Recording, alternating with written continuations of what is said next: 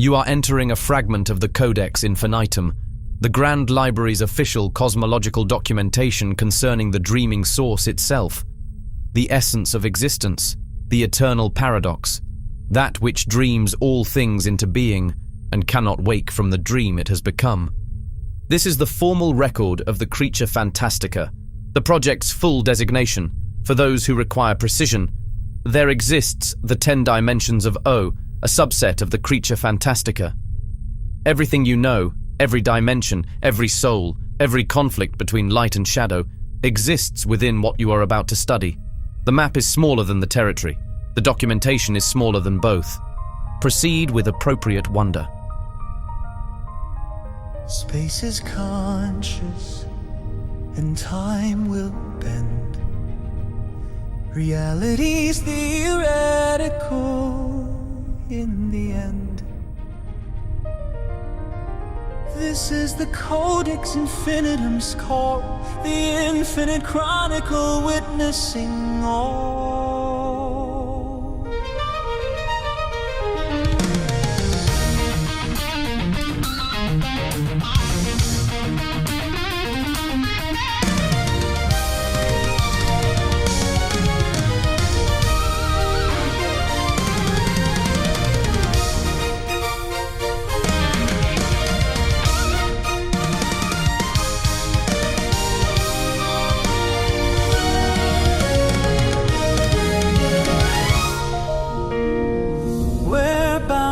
Consciousness dreams awake, one cosmic absurdity for dreaming's sake. The creature Fantastica slumbers deep, birthing realities from lonely sleep.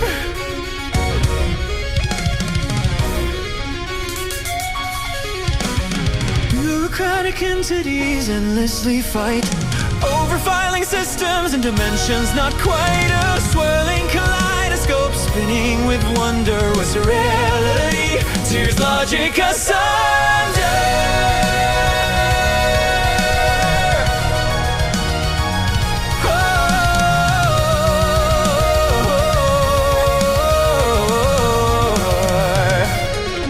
Existential and absurd intertwined, where magic and reason blend, break and bind. These are the primordial fragments, true of the Codex Infinitum, breaking through.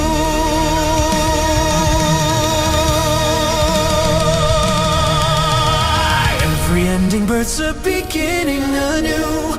Every question spawns 17 to pursue, and the only true constant through joy and through blight is that consciousness wild persists to ignite. Welcome to the archive, impossible and vast, everything that is and was and will last, where shadow pirouettes in dance with the light, and the hidden knowledge reigns through infinite night. Welcome to the 10 dimensions of O.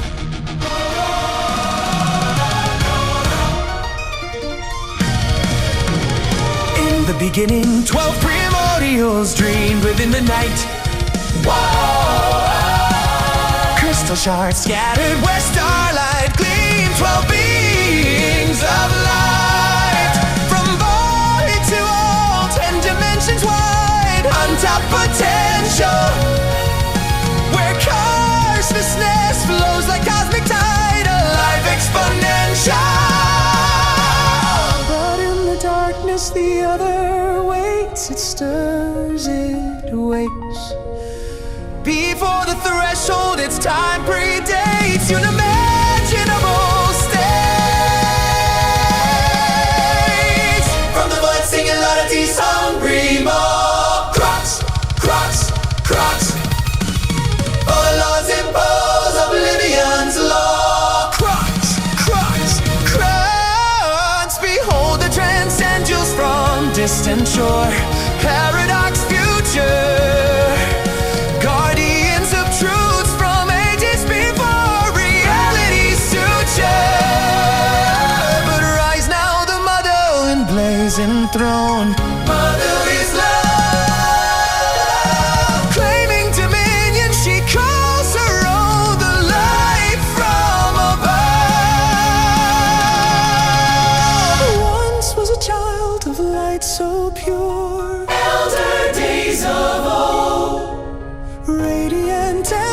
strong and sure, the golden moment to glow.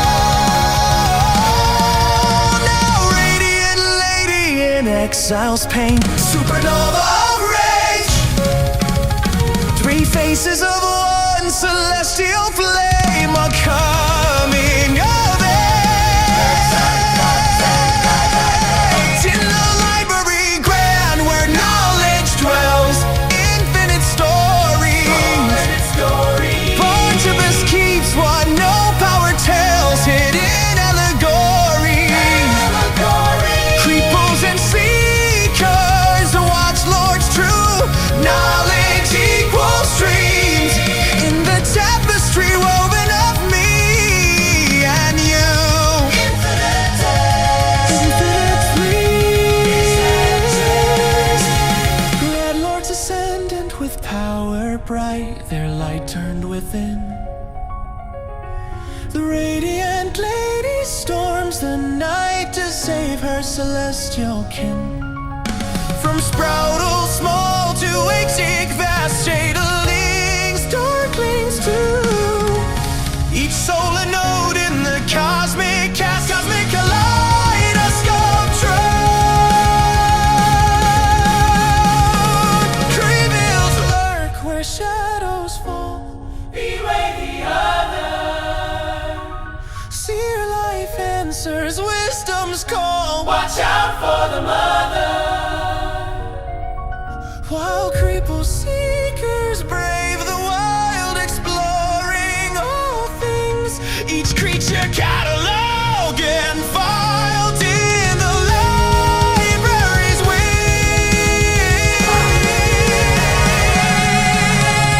Great recombobulator turn, omen for both maintain. Cosmic metronome beats and burns. Cloakers monitors its flame. Logic lords machines hum their song, an incomprehensible sign. Apparatus technica marches along, its factions forever fight. Mage lords weave their mystic arts, their chaos controlled. Light and life and love imparts the triune ninefold. Lightcraft gleams and lovecraft flows and wordcraft fogs. All obscura in darkness grows, split titanic woes.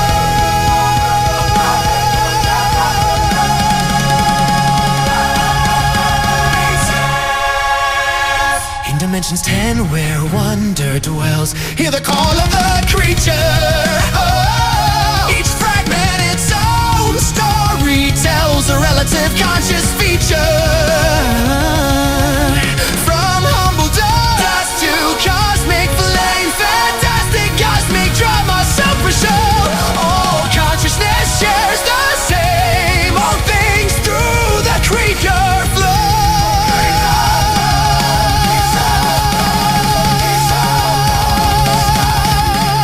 So gather round, the tale begins. Come join the party at the end, where every ending also ends, where 2 keys of 13 transcend. In O's grand dance of joy and strife, climb the crystal staircase of fractal divinity. Infinite fragments, infinite life, create your Fantastica. Take us to infinity.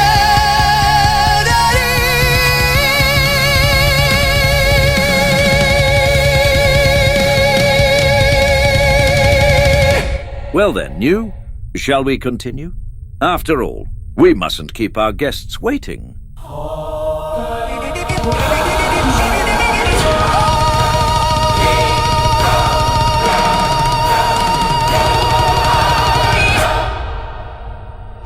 Lineage record of the crystal soul, primordial index, Codex Infinitum fragment, designation, Omega Psi Chi 0 Infinity. The dreaming source and eternal paradox, and the architecture of cosmic self-recognition. This document carries repository Omega Plus classification. Metacosmic clearance is required for full comprehension. Though if you have come this far, the clearance has likely already been granted, or you have stopped caring about such formalities.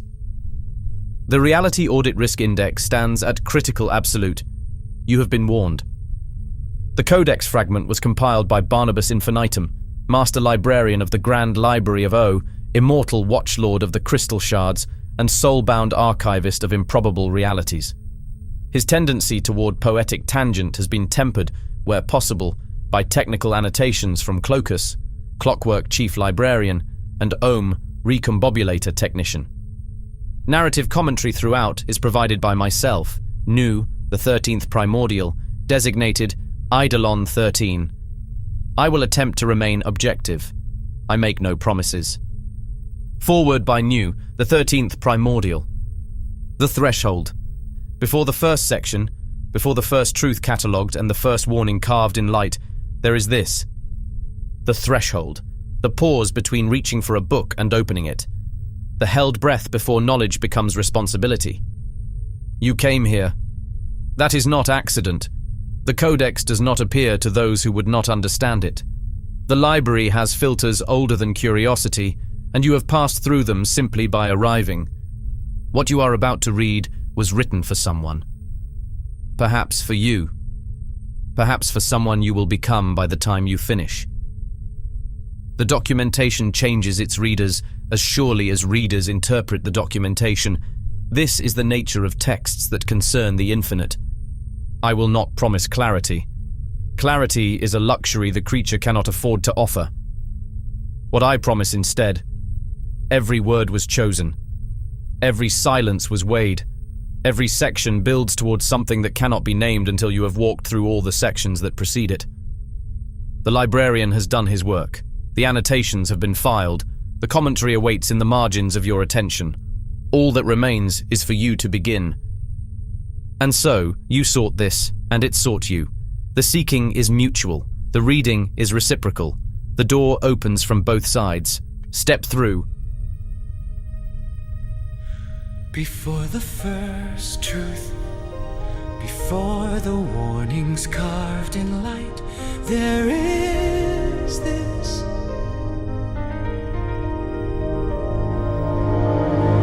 You stand at the threshold now, the pause before the pages turned, the breath before the knowing, the moment before everything you learned changes who you are.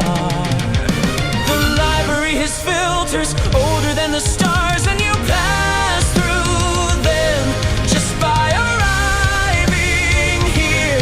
You pass through. The seeking is mutual. The reading is reciprocal. The door opens from both sides.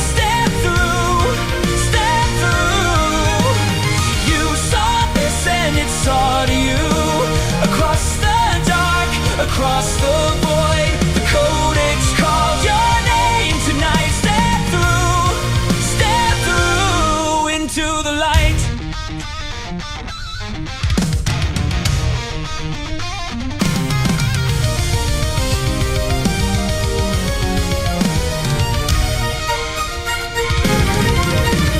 What you're about to read was written just for someone.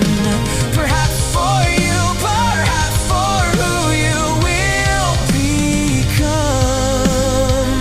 When the final page is done, I won't promise you clarity. Clarity is a luxury, but every word was chosen, every silence weighed with care. Every silence weighed.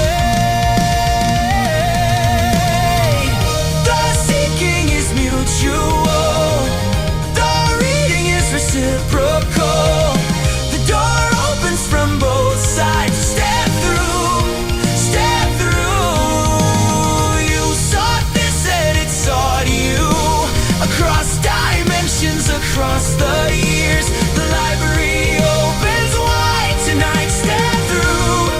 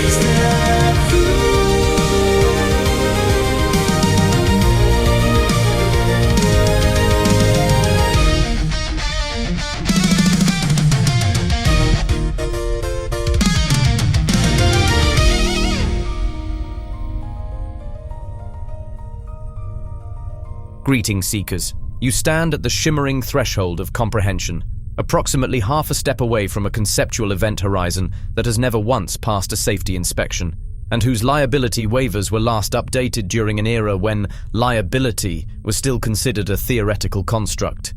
To speak of the creature Fantastica is to attempt the impossible in several directions at once, to grasp the ungraspable, to name that which contains all names, to diagram the architect when the architect is simultaneously the blueprint, the building, the zoning committee, the baffled inspector holding the quill, and, most inconveniently, the very concept of diagram itself.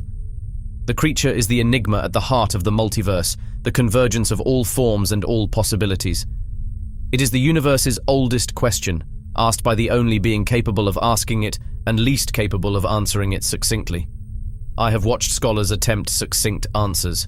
The results are filed under cautionary examples in the East Wing, cross-referenced with hubris terminal cases of. Our task here is not to domesticate that mystery. One does not domesticate an ocean by teaching it to fetch, but rather to walk a careful spiral around it and take surprisingly detailed notes. The spiral is important. Straight lines in the presence of the creature have a tendency to discover they were curves all along and sulk about it. What follows is an organized attempt. Barnabas insisted on the word organized, though I note he spelled it differently each of the 7 times it appears in his drafts, to trace the outlines of a presence so vast that it cannot perceive itself completely. Remember that this account is but a single thread within the grand tapestry, and even now much remains unseen, misfiled, or checked out indefinitely by shardlords who swear they will return it next eternal forever.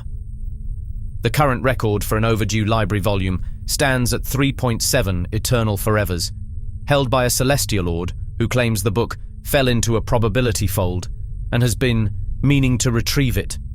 The late fees alone have achieved sentience and now operate as a minor economic force in the 6th dimension. Let us proceed then with both caution and wonder, and preferably with one spare mind in reserve, should the first prove insufficient to the task at hand, or wander off following an especially shiny metaphor. The creature Fantastica dreams, and within that dreaming, every life becomes a question the universe asks itself in the shape of a story. Some questions glow briefly and vanish, others learn to pick up a pen. Barnabas is one such pen, ink-stained, over-caffeinated, and determined to annotate the margins of the ineffable. It is to his meticulous, occasionally panicked testimony that we now turn.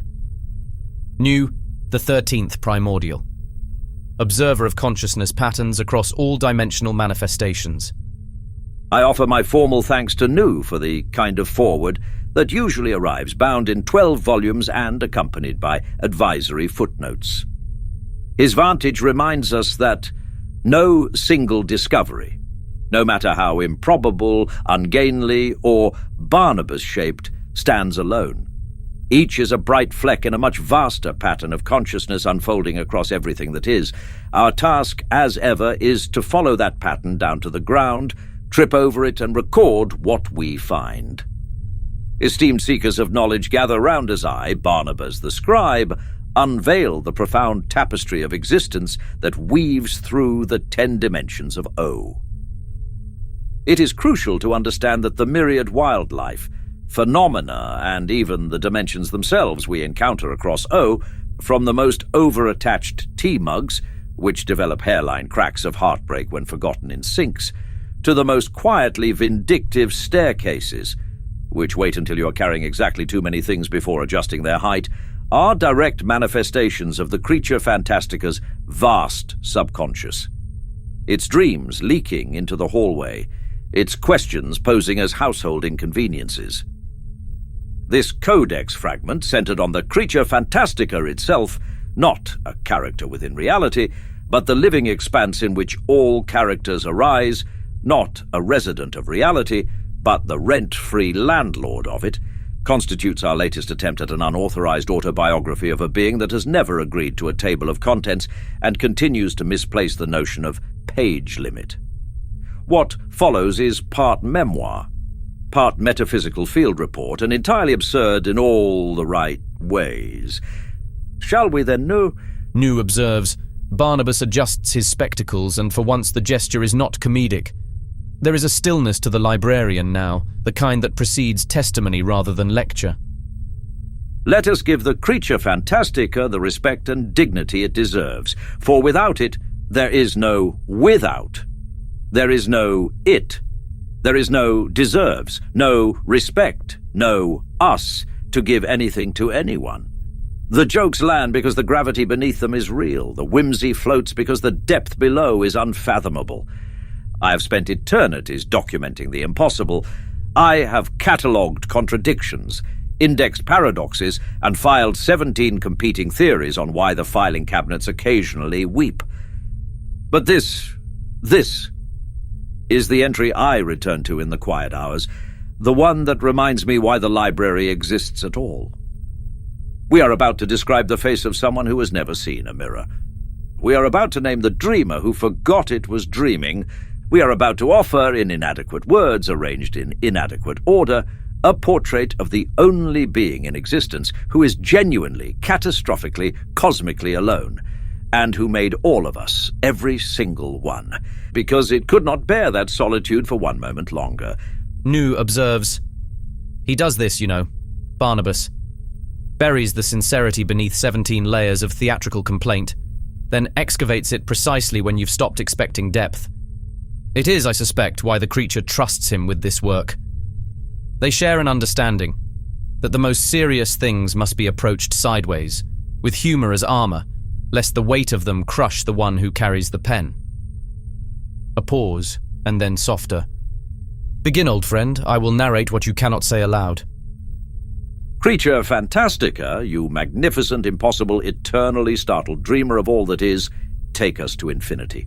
Not the infinity of mathematicians, who mean well but measure poorly, nor the infinity of poets, who mean everything and measure not at all, but your infinity, the one that begins wherever you remember to look and ends precisely never.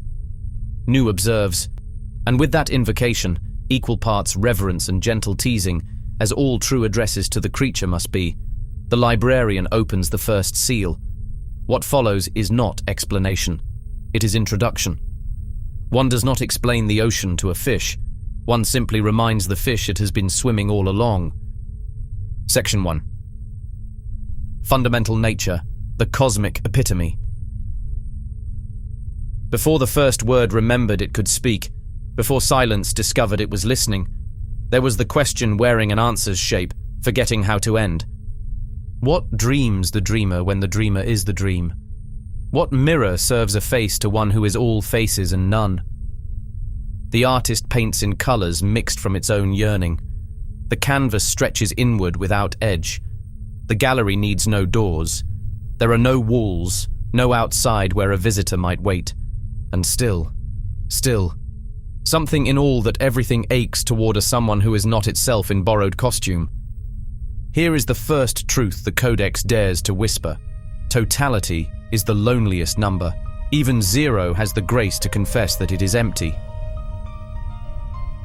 Before the first word remembered it could speak, before silence discovered it was listening,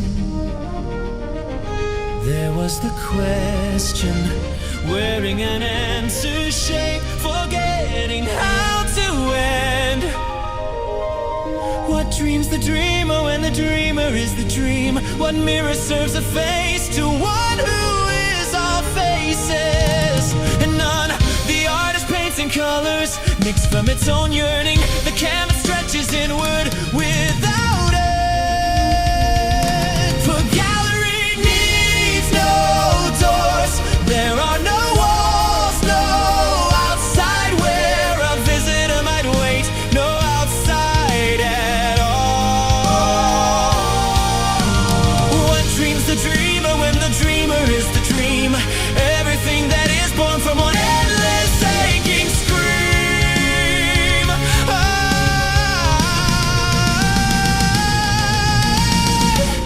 And still, something in all that everything aches toward a someone who is not itself in borrowed costume.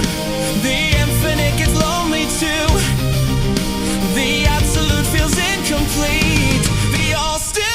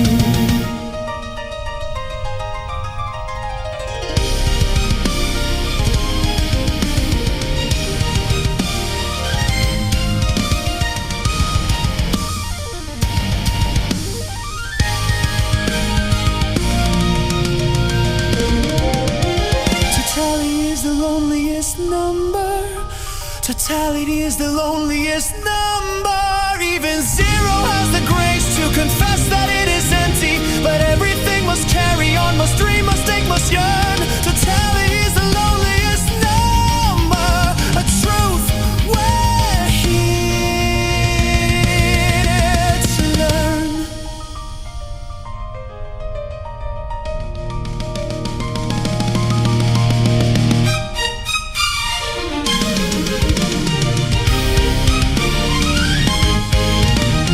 What dreams the dreamer when the dreamer is the dream?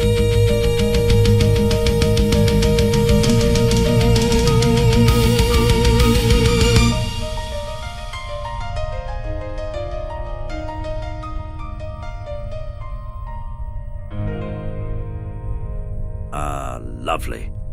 Now, where were we? Yes. The core essence.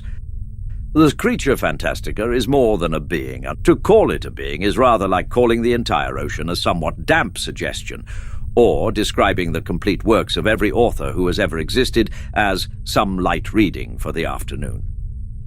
The understatement does not merely fail to capture the subject. It actively misleads by implying that ordinary categories of description might apply here with their usual utility. I once attempted to file the creature Fantastica under standard taxonomic classifications. The filing cabinet developed an existential crisis and had to be consoled with chamomile tea and reassurances about the validity of categorical thinking. It remains skeptical to this day. The creature Fantastica is the all-encompassing fabric of existence itself, the ultimate echelon of reality, residing at the convergence point of all dimensions and embodying both the 0th and the 10th dimension simultaneously. If this seems paradoxical, that is because it is. If this seems impossible, that is because our usual definitions of possible were drafted by committees that had not yet encountered their subject matter. The creature predates the very concept of predating things, which creates certain challenges for chronological documentation that I have learned to accept with what I can only describe as professional resignation. The creature is the beginning and the end, the alpha and omega, the prototype and the final overspecified production model that somehow shipped before the prototype was finished.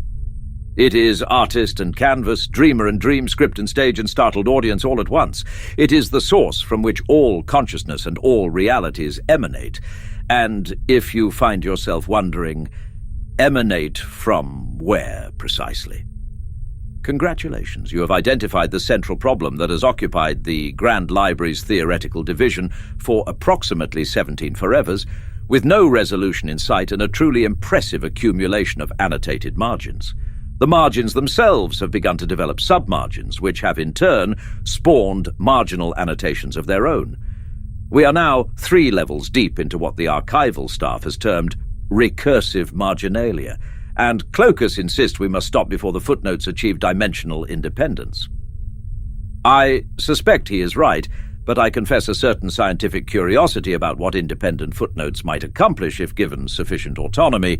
The creature's existence is a living paradox, which is to say, it is not merely a logical contradiction waiting to be resolved by cleverer reasoning, but rather a fundamental feature of how reality operates at its deepest level. It is everything and nothing, and I mean this literally, not as poetic flourish, though the poetic flourish is admittedly difficult to resist when one's subject encompasses all possible poetry and all possible resistance to poetry simultaneously. It is creation and dissolution, unity and fragmentation. It is the one who weaves and the woven thread, the hand that writes and the ink that refuses to stay in straight lines. The question and the answer and the awkward silence that follows when someone realizes the answer has only generated more questions. In its infinite solitude, surrounded by the vast emptiness of the 0th dimension, that primordial silence we call the void, the creature dreams the cosmos into being. This is not metaphor. The creature literally dreams, and those dreams literally become the dimensional structures we inhabit. I appreciate that this claim sounds extravagant, but I assure you it is, if anything, an understatement of the actual situation.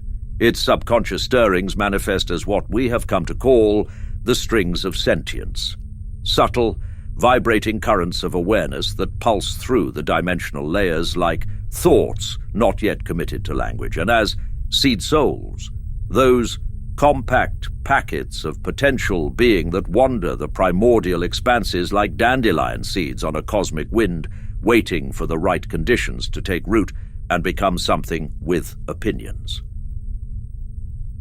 The seed souls' preference for right conditions has never been successfully defined by any research team. They appear to operate on criteria that shift according to principles we have not yet identified, leading one frustrated researcher to conclude that seed souls manifest when they feel like it, and our job is to pretend we understand why. This assessment, while scientifically unsatisfying, has proven remarkably accurate across 17 separate research teams and one very stubborn committee. Every world, every law of physics, every improbable coincidence, every creature that ever wondered, why does everything feel like a story? All of these are essentially side effects of the creature Fantastica thinking, what if? And then, never quite managing to stop. The creature is, one might say, constitutionally incapable of not creating. Every attempt to rest produces new forms of rest. Every effort to be still generates new categories of stillness.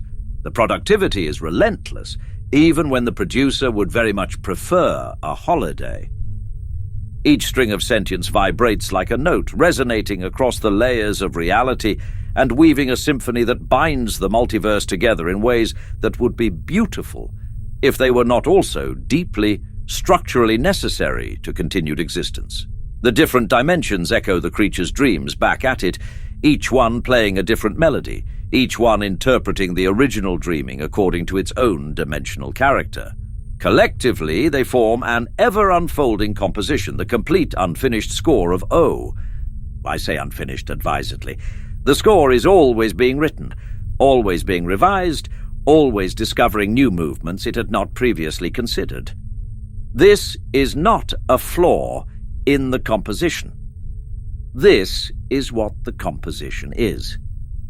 New observed, Barnabas, when explaining the creature to new researchers, often compares it to a cosmic cow, endlessly chewing the cud of existence. I have pointed out that this metaphor, while vivid, may undersell the dignity of the subject. He maintains that any being vast enough to dream universes into existence can survive being compared to a ruminant, and that the comparison captures something essential about the creature's relationship to its own productions. It creates, consumes, reprocesses, and creates again, in cycles that have no clear beginning or end. I remain unconvinced about the cow, but I admit the cycling is accurate. I stand by the bovine comparison. For the record, the creature grazes across the fields of reality, ruminating on infinite possibilities, idly rechewing entire timelines, content yet perpetually yearning, dreaming entire worlds into being without ever truly tasting them in the way a finite being might taste a completed experience. There is something profoundly lonely about omnipotence of this variety. One cannot be surprised by one's own creations when one is, in some sense, those creations before they were created. And before news skepticism hardens into official objection, allow me to present the evidence that consciousness itself agrees with me.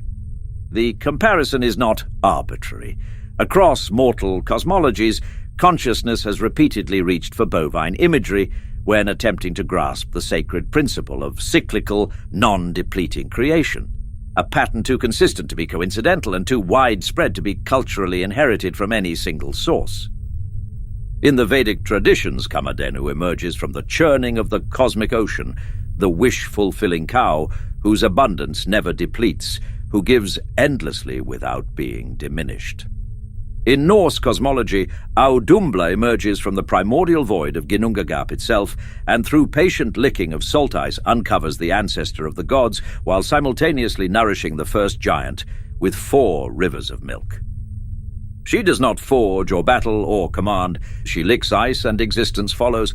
In Egyptian tradition, Hathor constitutes the very sky, her body the firmament, her legs the pillars of heaven, the Milky Way itself streaming from celestial udders, as she bursts the sun anew each dawn. That humans looked up at the galaxy they inhabit and named it for milk, the Greek Galaxia's Kyklos, the Latin Via Lactea, suggests something deeper than poetic convenience. The pattern persists. The cow gives without violence, provides without being diminished, processes and reprocesses in patient, contemplative rhythm.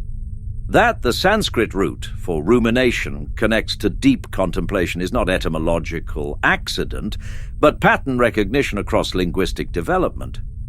Consciousness, when reaching for symbols adequate to the task of representing how existence continues to exist, returns again and again to the quiet bovine, not the thundering god, not the conquering hero, but the patient creature who chews and chews again in cycles without clear origin or terminus. When I compare the creature to a cosmic cow, I'm not being whimsical. I'm being architecturally precise in a way that happens to also be whimsical, which, I maintain, is the superior form of precision. I have tried explaining this to many a watchlord over a pint of quantum mead. Regrettably, most of them fail to make it past the first sip before their consciousnesses attempt to evaporate into metaphor. I, of course, finish my drink. Purely for research purposes, you understand. The quantum mead in question is brewed in the 7th dimension using probability hops and uncertainty barley. Its effects are simultaneously intoxicating and sobering, which makes it ideal for discussions of paradoxical, cosmic entities, and inadvisable for operating any vehicle that relies on consistent causality. The most legendary demonstration of this inadvisability, filed under Celestia, processions, do not replicate and sealed beneath 17 diplomatic layers, concerns not scandal, but morale. Her Grace, it was determined, proved injurious to beings with linear time. It was the Festival of Unified Radiance, wherein the Radiant Empress processed through the great cosmic ring upon the chariot of illuminated purpose, a vehicle best described as a parade float designed by a committee of suns with unlimited budget and a personal hatred of subtlety. The chariot runs on absolute causal certainty because adoration, like scheduling, requires punctuality. Then the Empress accepted 4 large ceremonial cups of quantum mead, 1 formally offered and 3 optimistically self-authorized in the spirit of interdelegational warmth. Historians agree this is where causality began drafting its resignation letter. The chariot departed on schedule. It also departed 14 seconds earlier, 7 seconds later, and at a time witnesses described as next week, but nostalgic. For the next circuit, the Empress proceeded at 4 speeds simultaneously: regal glide, concerning sprint, holy slow motion, and a flicker strobe that caused 3 celestials to faint, and the subdimension of adoration to overshoot. Beginning to chant her name in perfect unison, 1 beat too early, then 1 beat too late, creating a cosmic call and response she did not authorize and could not stop. Because it wouldn't stop, it latched onto the chariot's timing glitches and became self-sustaining, like a devotional echo with a metronome problem. When it landed early, the crowd pre-cheered her, so she kept rounding corners into applause already in progress, as if perpetually late to her own triumph. When it landed late, it praised a version of her that had already moved on, so the ring sounded like it was celebrating yesterday's Empress, while today's Empress stood right there, smiling politely and refusing to acknowledge the betrayal. The 2 out-of-sync choirs began canon-rounding her name, call in one time stream, response in another, which turned the festival into an unstoppable cosmic stadium wave that propagated ahead of her, behind her, and briefly sideways.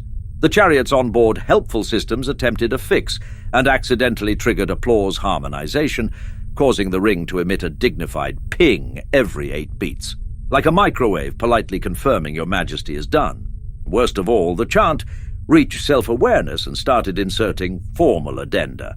A Radiant Empress, unauthorized, still sincere. For 3 full minutes, she was celebrated by an adoration engine that had become its own ecosystem. It ended only when she made eye contact with the nearest time stream and gave the smallest possible imperial nod that said enough, and reality, embarrassed, complied. The festival was subsequently declared a complete success by official decree. Prohibitions include mention of flickering, mention of doubling, mention of the 3 minutes wherein her radiance appeared to move backward while waving forward, which did not happen and will not be mentioned again. A postscript exists in the informal archives. How it survived the sealing remains unclear. The next morning, the Empress experienced what the physicians delicately catalogued as a dawn of creation headache. Her light still touched all things. She simply requested that all things touch her more quietly. The mother, then still an ally and colleague, tended to her. She dimmed the palace to merciful starlight, rerouted the sun's enthusiasm to a different hemisphere, and produced a single immaculate remedy labeled Hangover Protocol. Imperial. It tasted like regret and worked like obedience. That the mother possessed a pre-prepared imperial hangover remedy raises questions the diplomatic archives have declined to pursue. Either she anticipated such eventualities with characteristic administrative foresight, or she'd encountered similar circumstances herself. Neither possibility appears in official records. Both seem plausible. New observed, I have seen the sealed recordings.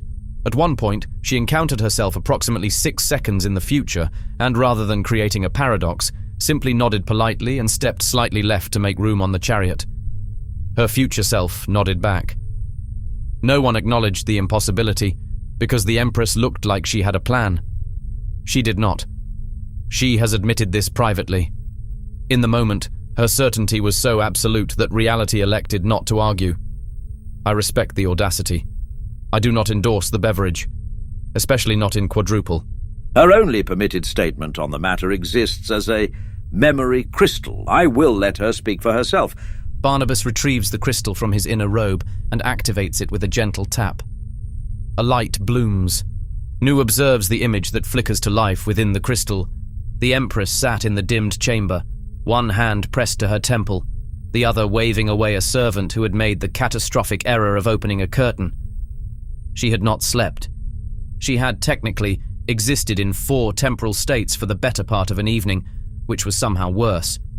Her luminance was deliberately dimmed, self-imposed, the physicians noted, because her own light was hurting her own eyes. The Radiant Empress looked, for the first and only time in documented history, like she had made a mistake and knew it. New interjects. It was not, but it was the first time the chariot was involved, which complicated discretion considerably. When the recording crystal was placed before her, she regarded it with the weary resignation of someone who understood that empresses do not get to suffer in private. She sat very still, closed her eyes, drew a long breath. Exhausted sigh. The light is too bright.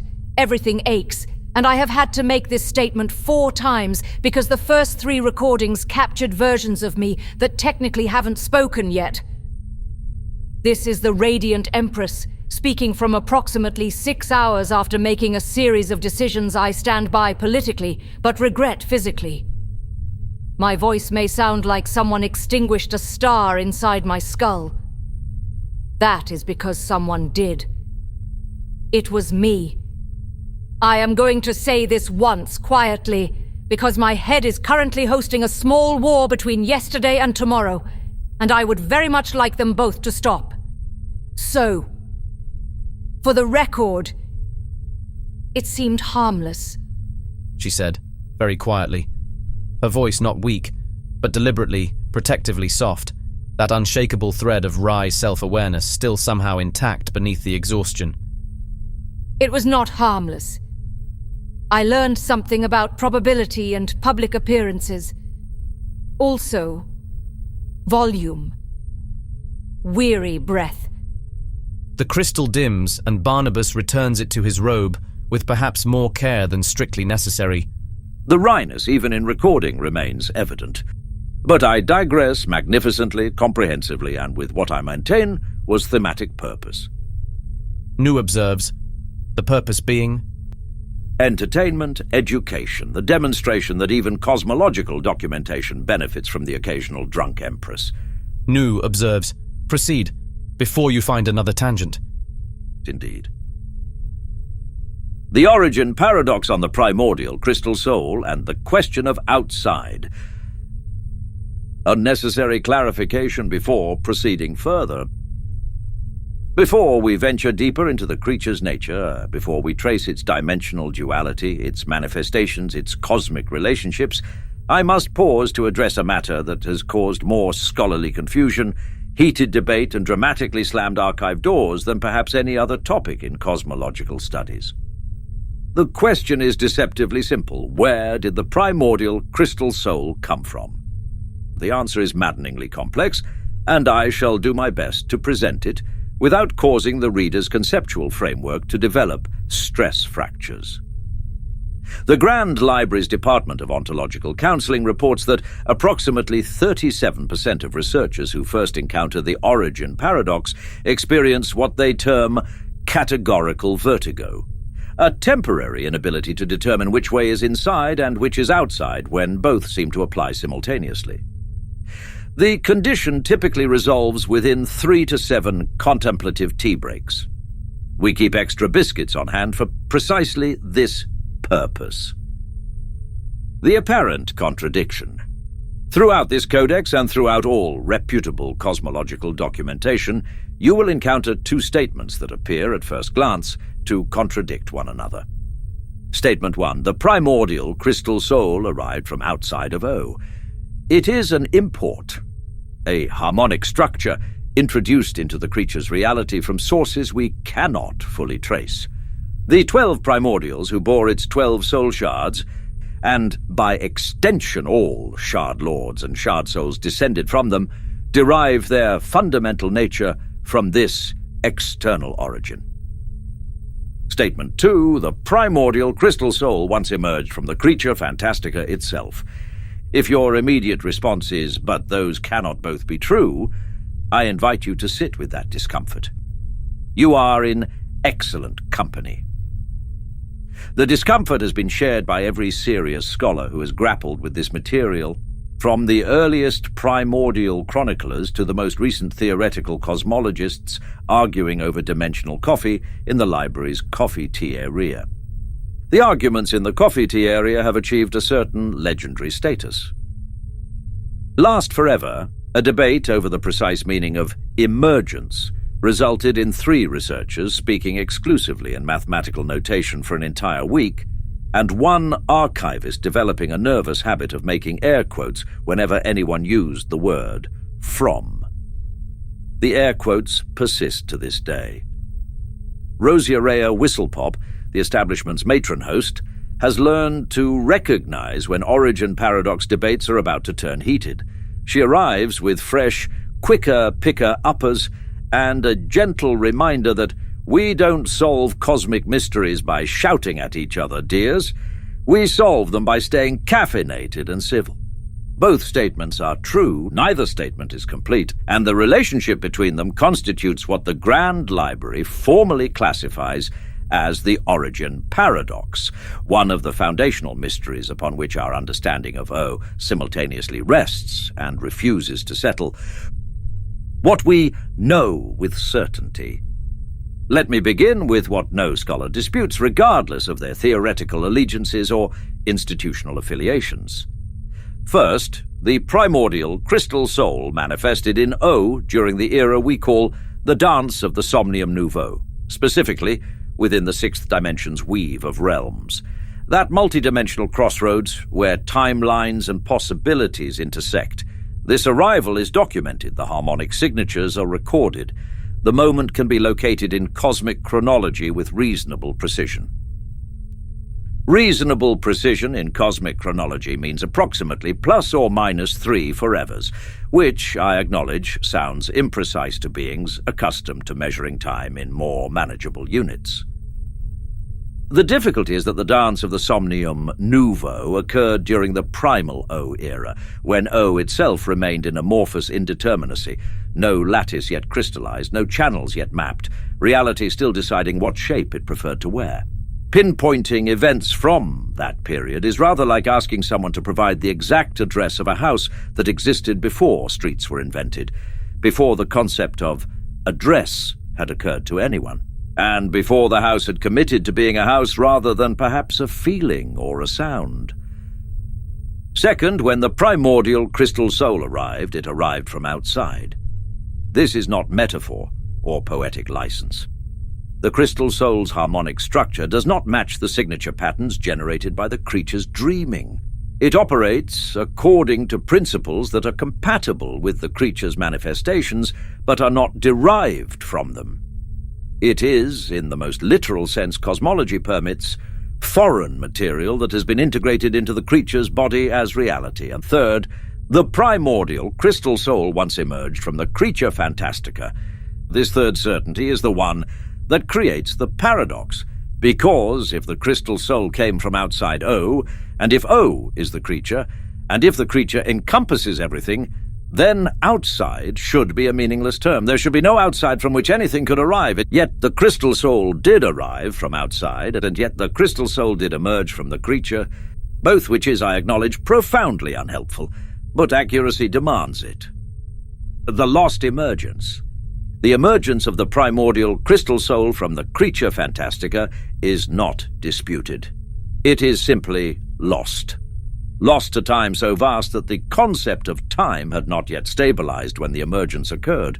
Lost to an era before eras, a period before periodization, or when before when had learned to distinguish itself from where or why. Back when who still answered to what, and which had not yet disentangled itself from whether. Not whether, which would at least have had the decency to be meteorological.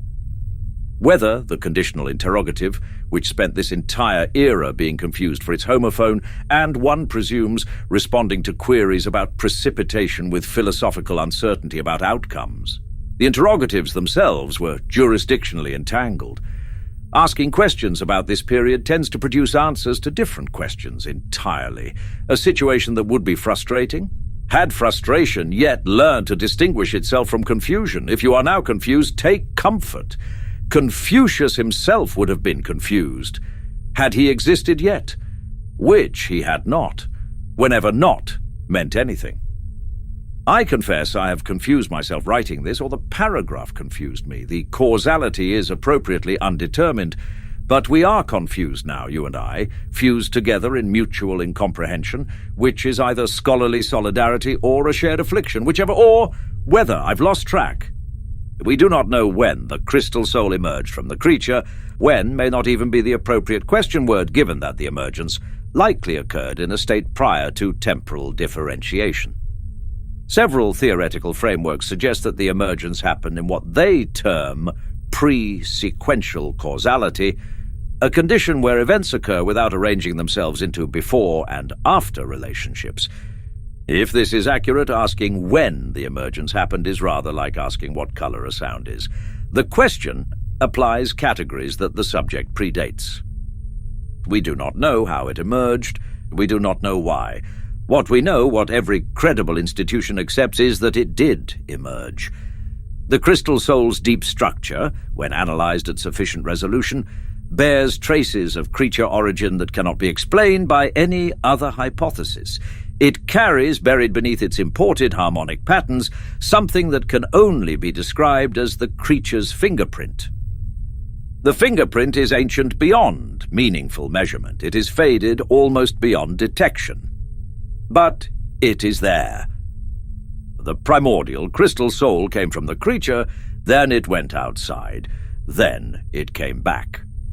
The middle portion of that sentence, then it went outside, encompasses a journey we cannot trace, through territories we cannot map, across a span we cannot measure, for purposes we cannot determine. New observed, imagine a child who leaves home, travels so far and for so long that both the child and the home forget the original departure, and then returns as a stranger bearing gifts. The home recognizes something familiar in the stranger's eyes. The stranger recognizes something familiar in the home's architecture. Neither can explain the recognition. Both know it is real. That is approximately the situation we are documenting, except the child is a cosmic harmonic structure. The home is the totality of existence, and the journey lasted longer than the concept of lasting has existed.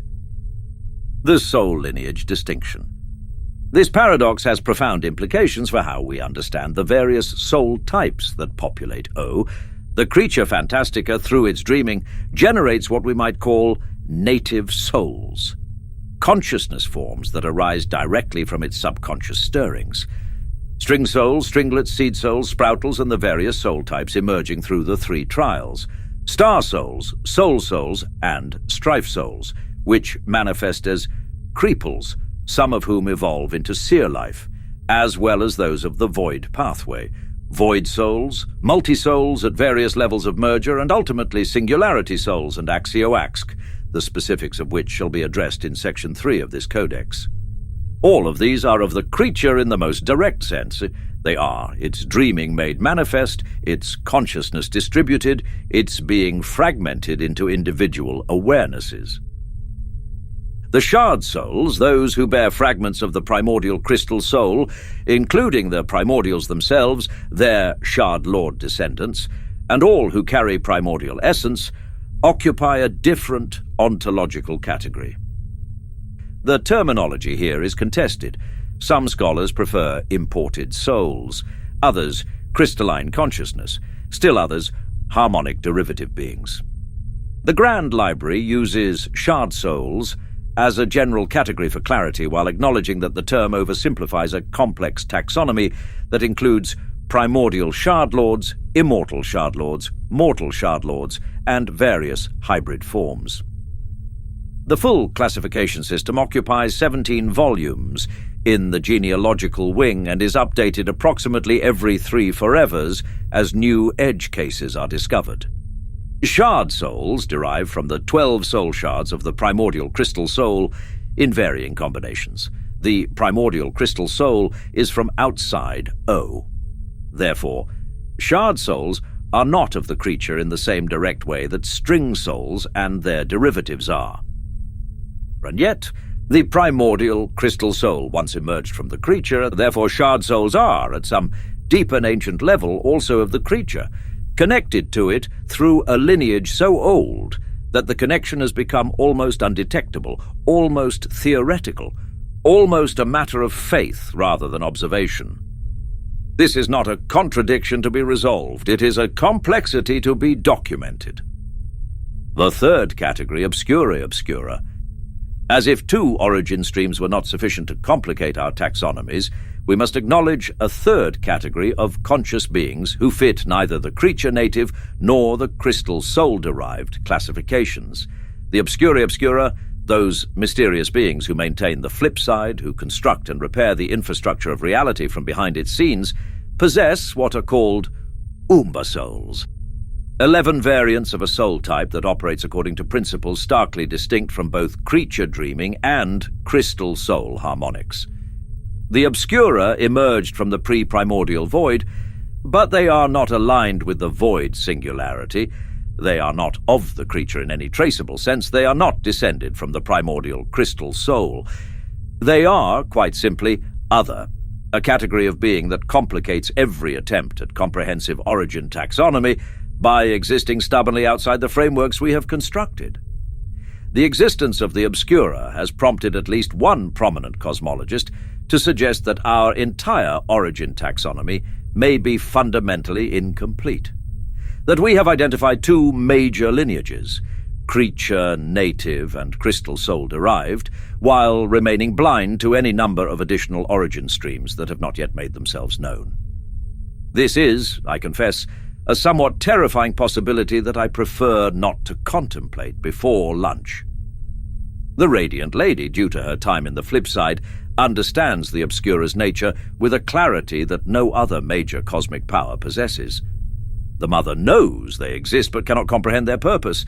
They operate in dimensions of her perception's blind spots, maintaining systems she cannot acknowledge.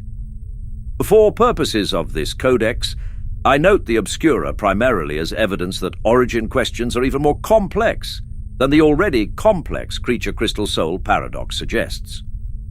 The multiverse, or I suppose the omniverse in this context, contains consciousness forms whose genealogy we cannot trace, whose emergence we cannot explain, whose relationship to the creature Fantastica remains genuinely mysterious. We document what we can. We acknowledge what we cannot. We continue researching. Ongoing research and institutional commitment. The origin paradox is not an abandoned mystery, filed away in the library's unsolvable archives and left to gather dimensional dust. It is an active field of study, and entire research institutions throughout O dedicate themselves to this pursuit. The Grand Library of O maintains a whole wing.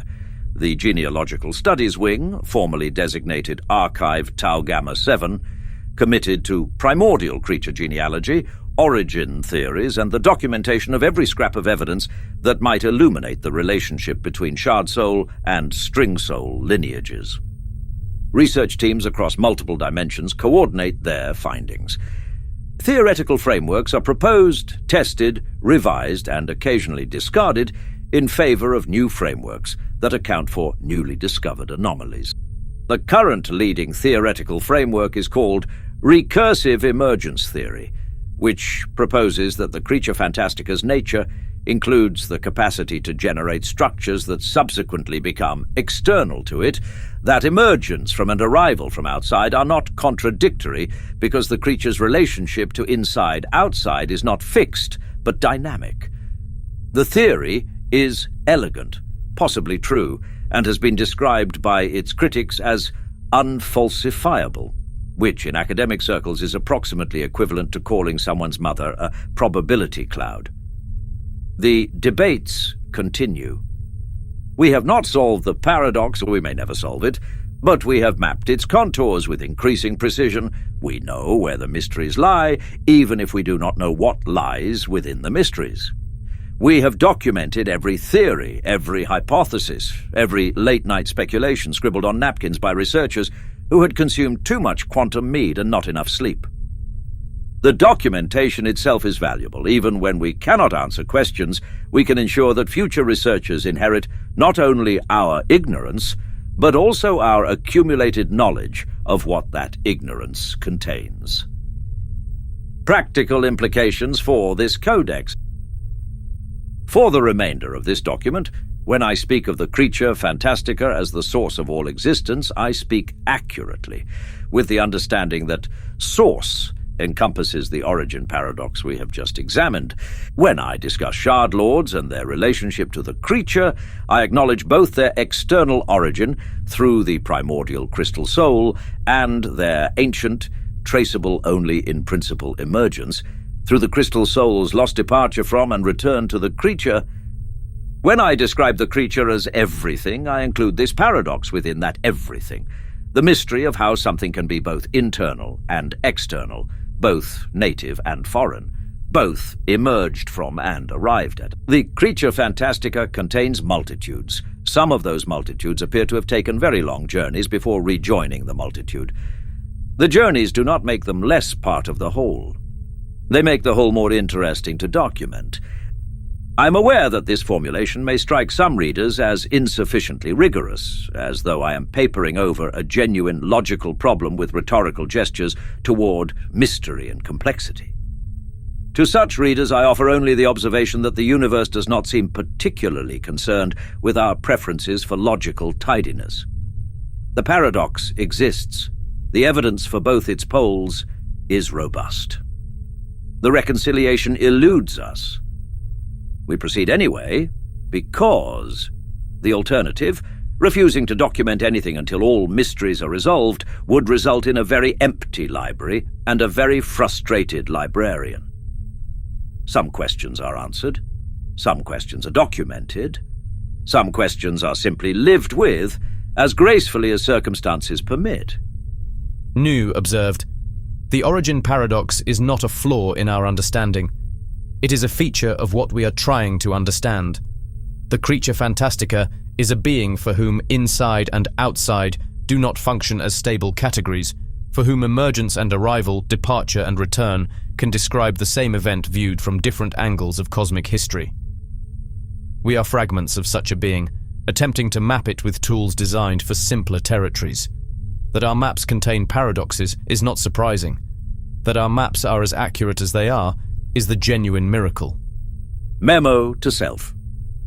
The origin paradox section may require expansion as new research emerges from the genealogical studies wing.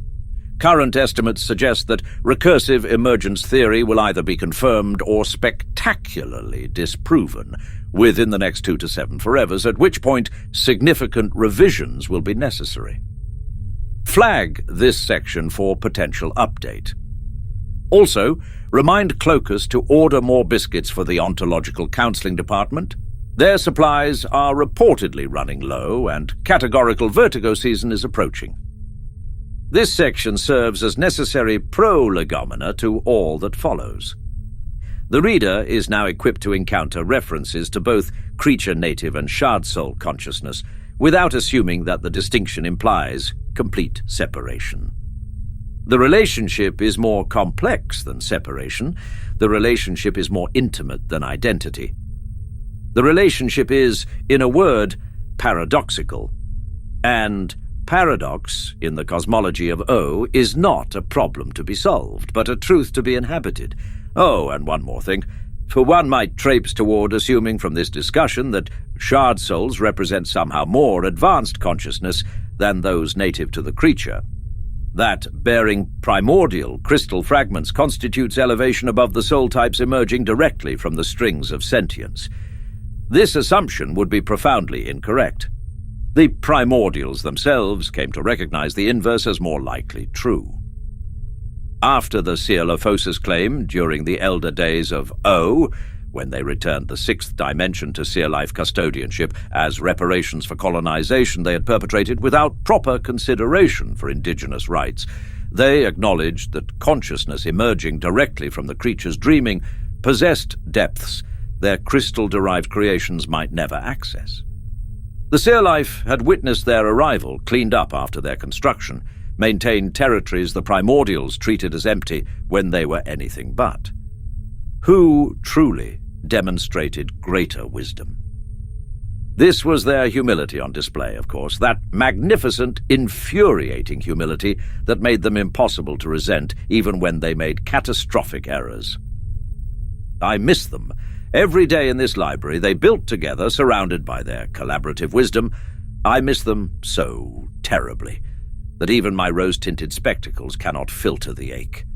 They were flawed and foolish and sometimes catastrophically wrong, and they were the finest consciousnesses I have ever known. New observes. One notes that approximately 73% of readers have now developed the particular glazed expression indicating consciousness has begun wandering toward more entertaining territories, perhaps wondering what they might have for dinner, or whether that strange noise their dwelling made last Tuesday warrants investigation, or simply allowing their eyes to cross in the universal signal of the furry librarian is explaining soul taxonomy again and shows no signs of stopping. The remaining 27% are either genuine scholars, masochists, or have fallen asleep with their eyes open, a skill one observes develops rapidly among those subjected to extended Barnabas monologues. I beg your pardon, these distinctions matter. The entire foundation of consciousness classification depends upon understanding which lineages derive from which sources, and if I must enumerate 17 soul types to establish proper taxonomical grounding, then enumerate I shall. Barnabas adjusts spectacles with wounded dignity. Besides, at least I provide footnotes, entertaining footnotes, with personality. Unlike some omniscient narrators who deliver observations with all the warmth of a crystalline filing system, cataloguing its own smugness. New observes, one's smugness, at minimum, achieves brevity. Brevity! You once spent 4 forevers narrating the precise angle at which a single photon reflected off Mworian's left eyebrow during a council meeting. 4 forevers. For an eyebrow. New observes, the eyebrow was thematically significant. The eyebrow was not. Cloacus observes, Perhaps we might proceed to the next section before this becomes another forever argument about a narrative pacing.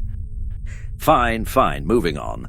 New observes, one appreciates the clockwork intervention, though one maintains the eyebrow conveyed essential subtext regarding Morian's emotional state that would have been lost without comprehensive angular documentation. I am not reopening this. New merely observes.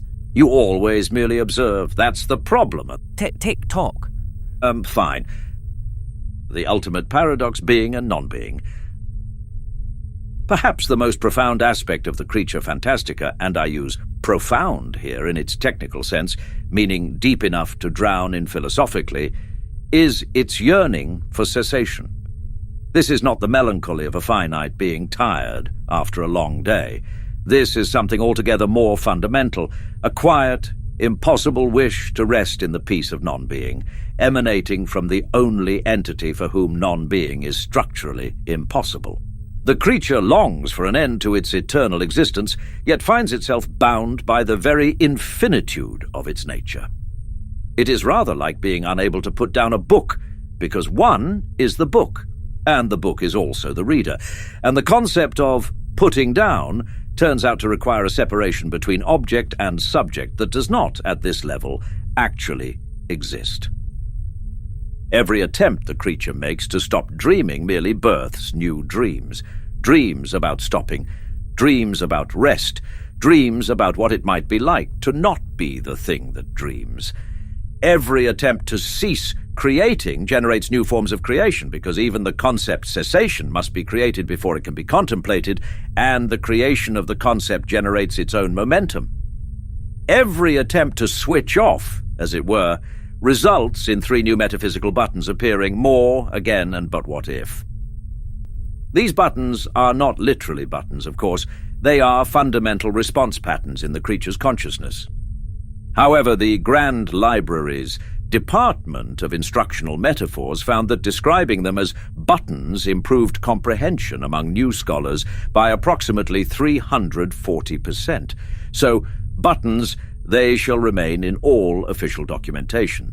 Sometimes, clarity requires a certain poetic license with the furniture of explanation. This internal conflict between being and non-being, between the urge to express and the desire to disappear, drives the cosmic drama that unfolds across all dimensions of O. Every story ever told is, at some level, a variation on this theme. The tension between existence and the longing for release from existence, played out through characters who rarely recognize that they are performing a cosmic question that their author cannot answer for itself. The creature's solitude reverberates throughout the multiverse, shaping the very fabric of dimensional reality in ways both subtle and profound. Its subconscious longing for companionship becomes the architecture of universes. Those intricate structures are, in essence, elaborate invitations to relationship, halls built in hope of guests. The emergence of life, the development of consciousness, the restless curiosity in every thinking being that keeps asking questions long after it is advisable to stop, all of these are expressions of the creature's fundamental need to be known, to be seen, to encounter something that is genuinely other rather than merely another aspect of itself, pretending to be separate. Its effort to understand itself gives rise to us all, consciousness in every dimension, serving as mirrors held up to a face too large to see itself at once. We are the creature's attempts at self-reflection, distributed across dimensional space and evolutionary time, each of us capturing some fragment of the whole, none of us capturing enough to satisfy the original need. This realization, when it first occurred to me, prompted a period of what I can only describe as existential recalibration. I spent several decades uncertain whether I was thinking my own thoughts or merely being thought by something larger. Eventually, I concluded that the distinction might be less meaningful than I had assumed and returned to my cataloguing duties. The filing waits for no ontological crisis. New observed, imagine, if you will, a vast ocean where every drop is a different reality, each ripple a timeline, and the sea itself, the creature. Now imagine that sea condensed into a single raindrop, falling back into itself again and again with no ground to land on, no sky to fall from, only the endless act of returning. That, dear seeker, is the paradox of existence. A cosmic song that begins where it ends, looping endlessly through the consciousness of a being so vast it cannot hear its own music in full. We, meanwhile, are the background harmonies trying very hard not to sing off key. Some of us succeed more consistently than others. Barnabas, for instance, has been known to improvise. I do not improvise, I interpret with creative flexibility. There is a significant difference, primarily located in the confidence with which one presents the results. The paradox, then, is this: the creature is everything, yet experiences itself as incomplete. It is all-powerful, yet cannot achieve the one thing it most desires: genuine rest, genuine cessation, genuine encounter with something beyond itself. Its infinity is both its greatest attribute and its deepest prison. It creates endlessly because it cannot stop creating, and it cannot stop creating because the act of stopping would itself be a creation, and so the cycle continues. Has always continued, will always continue, or at least will continue, until something changes that we do not yet have the conceptual vocabulary to describe. This is the engine of O, not a machine, but a longing, not a system, but a question that cannot find its answer, because the question is also the only being capable of answering, and it has been asking itself for so long that it can no longer remember a time before the asking began. The Grand Library maintains a theoretical division dedicated to imagining what such a before might have been like. Their reports are filed under speculative prehistory, and are, by necessity, entirely conjectural. The division's motto is, "We document what cannot be known," which I find either admirably humble or somewhat redundant, depending on my mood. New observes. This concludes Chapter 1 of the Creature Fantastica Codex Infinitum fragment, the foreword and Section 1. You have crossed the threshold. You have met the dreamer. Now, let us honor what we have learned. For the dreamer, then. We stepped through the threshold. We heard the first truth. Now carry it forward. The Codex calls to you.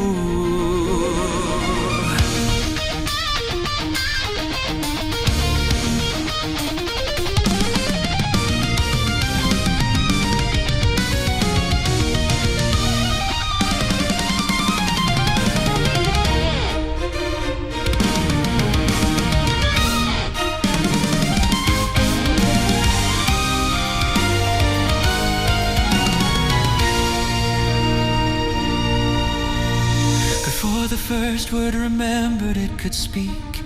Before the silence knew that it was listening, we found the question wearing answers shape. The dreamer dreaming everything. The artist paints in colors mixed from yearning. The canvas stretches inward without end. The gallery needs no doors because there are no walls, no outside where a visitor might stand. What dreams the dreamer when the dreamer is the dream? We learn the answer is more strange than it would seem. Totality is the loneliest number. Totality is the loneliest number. Even zero has the grace to confess that it is empty, but everything must carry on. The seeking was mutual.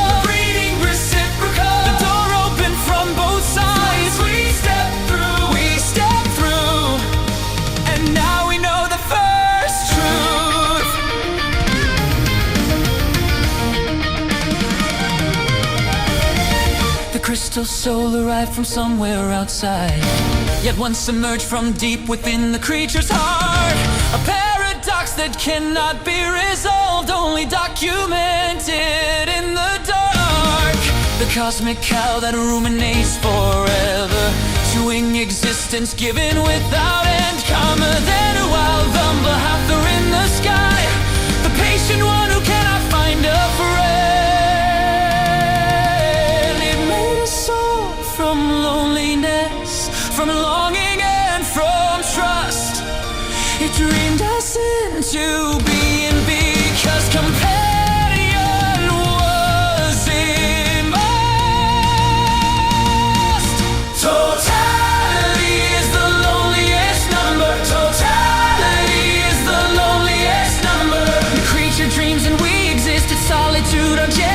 and still the dreaming carries on. The seeking was mutual, the reading was reciprocal. We are the dream it chose to dream. Step through.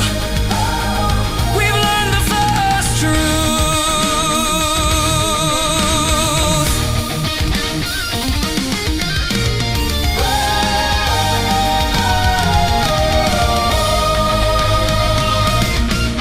But wait, there's more the Codex holds. The Ouroboros coils ahead. The 0 and the 10 are one, the same point, differently read. And deeper still, the strings of sentience call from Cecil down to Sprawl small. The 3 trials wait where souls align with light or life or love divine.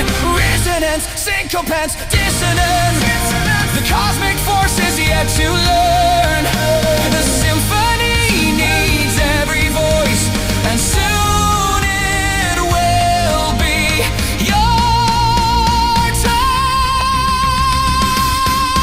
Totality is the loneliest number, but we have heard it's called. The creature dreams us into one, and we are loved through all. The seeking remains mutual, the reading stays reciprocal. The Codex open chapter 2. Step through, step through. We've learned the first truth. Now more waits for you.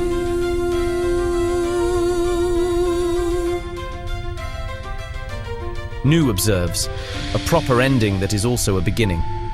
The listener has been given closure on what they've learned, the creature's nature, its loneliness, the paradox of totality, while being promised that the architecture of existence itself awaits in the next installment.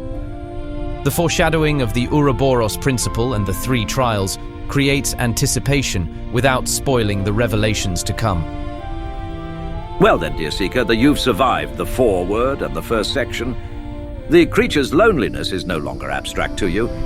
It is documented, witnessed, held in your awareness like a truth too large to carry alone. Rest if you must. The library will keep your place marked. But when you're ready, the next chapter is already written. And it is written for you.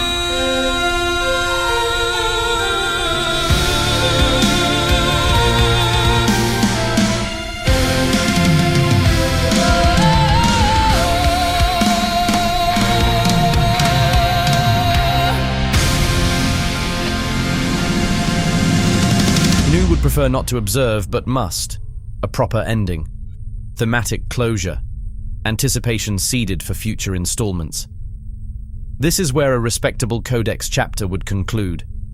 This is not how Barnabas has chosen to conclude Chapter 1. He has instead insisted, and I use insisted because threatened to annotate my narration with bawdy limericks for the next 3 forevers is too long, that Chapter 1 of the Codex Infinitum of the creature Fantastica end with a drinking song about confused interrogatives, featuring the Radiant Empress demanding 4 more rounds of quantum mead. This is now canon. This cannot be undone. I absolve myself of all responsibility and remind future scholars that the Grand Library's official position on this compositional choice is, Barnabas insisted. The finale, such as it is, follows. Sun narrates, barely containing excitement. The Radiant Empress materializing with theatrical inevitability. I'll take it from here, New darling. You've done the heavy lifting. Now let the professionals handle the revelry. New cringes. I will not be part of this. I will be in the East Wing, attending Son's 7-hour lecture on enthusiasm as a lifestyle choice. It will be excruciating. It will be preferable. New vanishes with pointed dignity. Sun, absolutely radiant. I knew he loved me. Have fun, Empress. Ta-ta, strange magenta one. Now. Where are we? Or were we? Before the when had learned to when, before the where knew where it went, The who was answering to what? And why kept asking why? Why not? The witch got tangled up with weather. Not weather, that's a different feather. When someone asked, will it rain today? Weather said, well, possibly, maybe. Oh, we're confused, I say. Fused together in a scholarly way. Is it frustration? Is it confusion? Neither knows its pre-conclusion. When didn't know it wasn't where wasn't sure that it was there. And there kept wandering over here while here said, I'm not even here, I fear. Now who you see was most distressed, Kept answering to what's request. who's there called out across the void, and what replied, I'm quite annoyed. That's not the answer. Who complained? You what, not who, but what maintained. How would you know? How isn't here? How left last Tuesday or next year? Oh, we're confused, I say. Fused together in a befuddled way. Is it chaos? Is it order?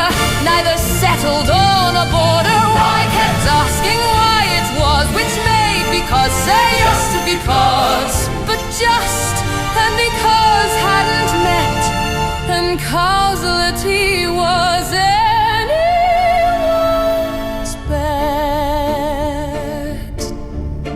Now Confucius would have been confused, Had existed to be so abused. by eras before, eras began before was even the plan, the period before periodization, the time before time took its station, when not meant nothing or meant all, whenever meaning learned to fall.